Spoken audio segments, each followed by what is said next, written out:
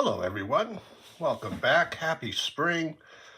We're going to draw some shoes today. This is something, well, you'll see. We'll explain as we go along.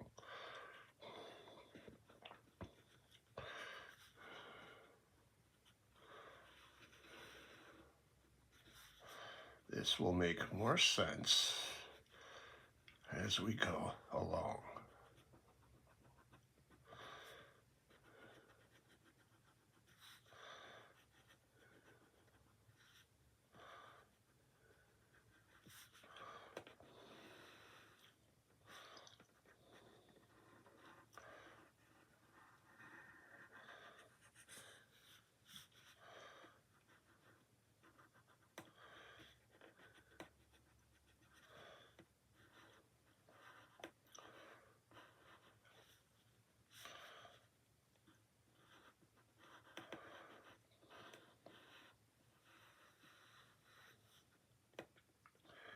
This will cast a little shadow. Here's the sole of the shoe.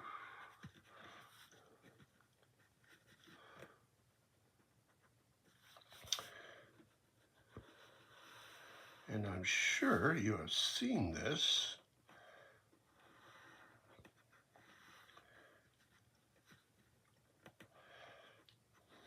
where you live.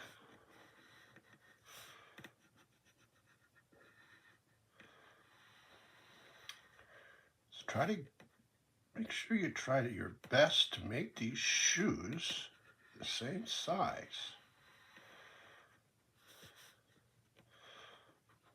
So why do people do this? Why do you see these over power lines?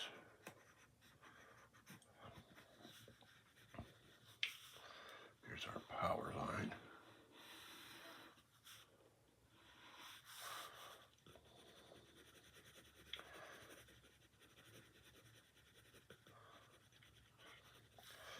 So I looked it up.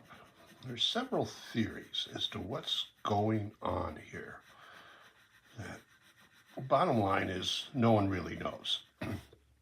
But some theories are, put a little form shadow here, just a little bit of shading. One theory is that it's a way to mark that there is, you can get illegal activities at this particular location. Perhaps drugs, prostitution, something to that effect.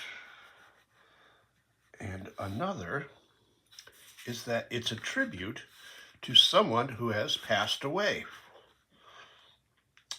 And the third, and to me this is the most plausible, they just do it because it's a challenge and it looks interesting. So I'm going to put it in a background, and I'd like an urban features with this one. So here's my vanishing point, the bottom right corner. So here's my first building. I want this to have an urban feel to it.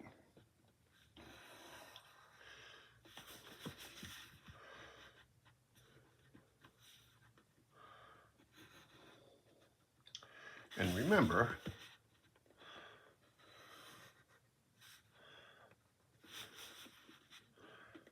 put this one right next to it.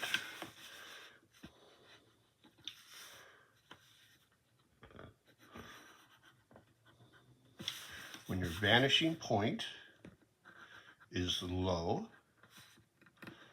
you're going to get looking up, a worm's eye view.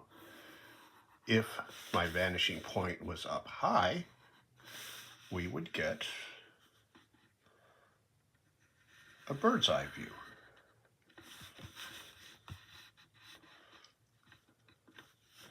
And tends to be, but you just got to follow that vanishing point.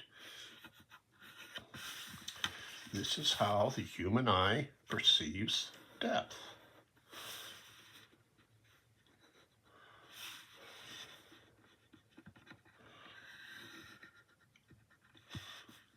Let's put another one.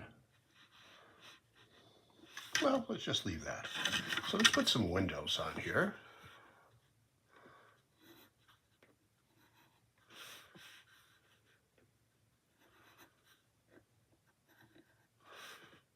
So when the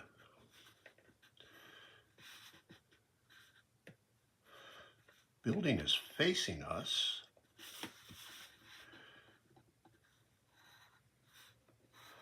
we just have a square view.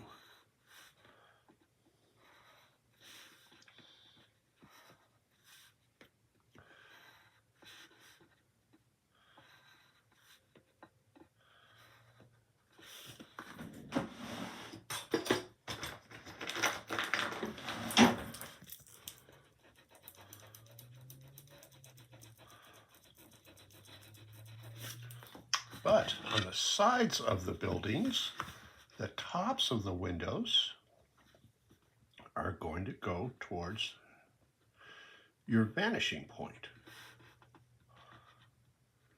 tops and bottoms.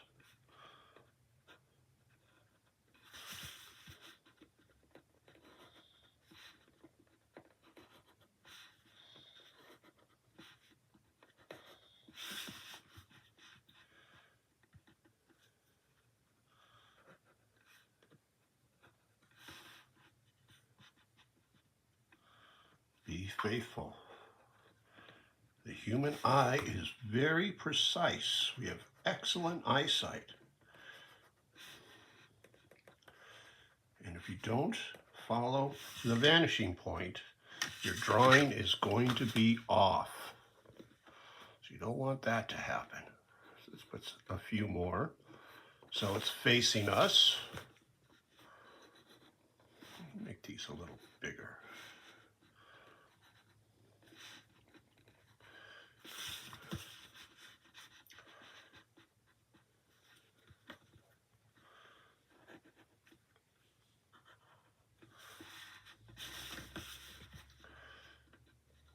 Shoe is going to block this one.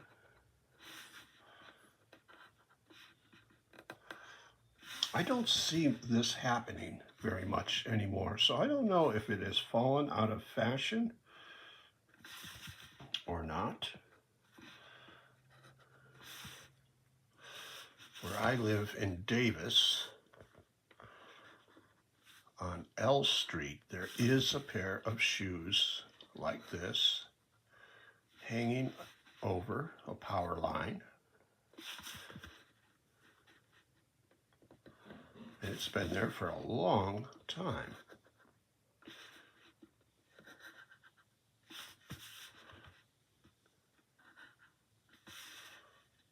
And we'll put some here.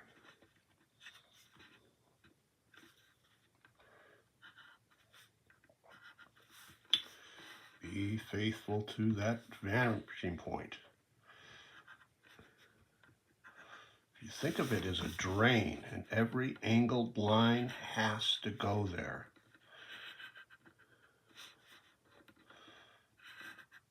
And generally speaking, the steeper the angle, the more foreshortened the building is. So that's something that you want to keep in mind.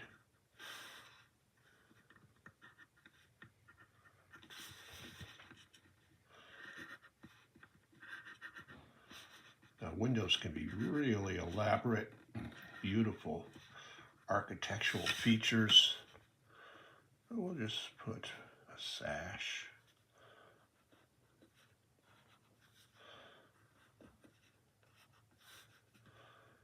Could use a ruler for this,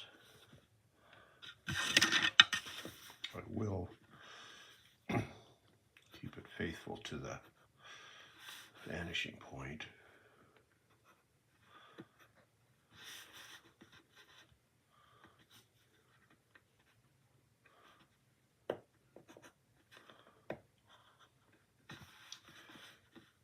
It is really a beautiful spring day.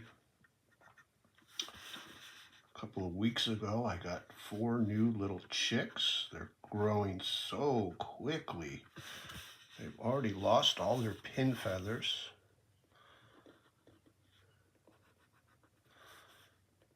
And probably by Easter, I am going to introduce them to the other hens. So at this point, one side of the building over the other should be slightly shaded. It just makes it stand out a little bit more. It really doesn't matter where. So I'll just, the front of these, I'll just put some shade.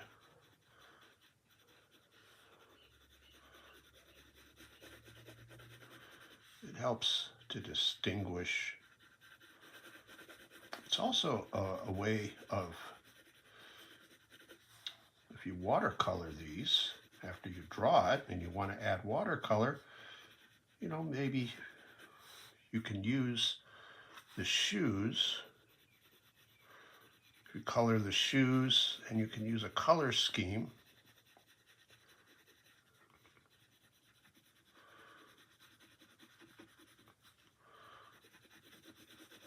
It's hard to talk and draw at the same time.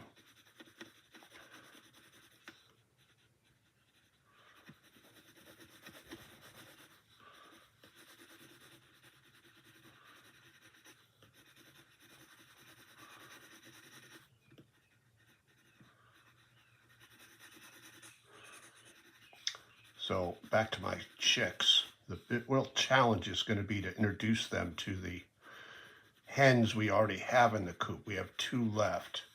And sometimes it's a smooth transition, and sometimes it's not. This weekend we did put the kennel cage in with the other hens, and everyone seemed to do fine. They were not aggressive.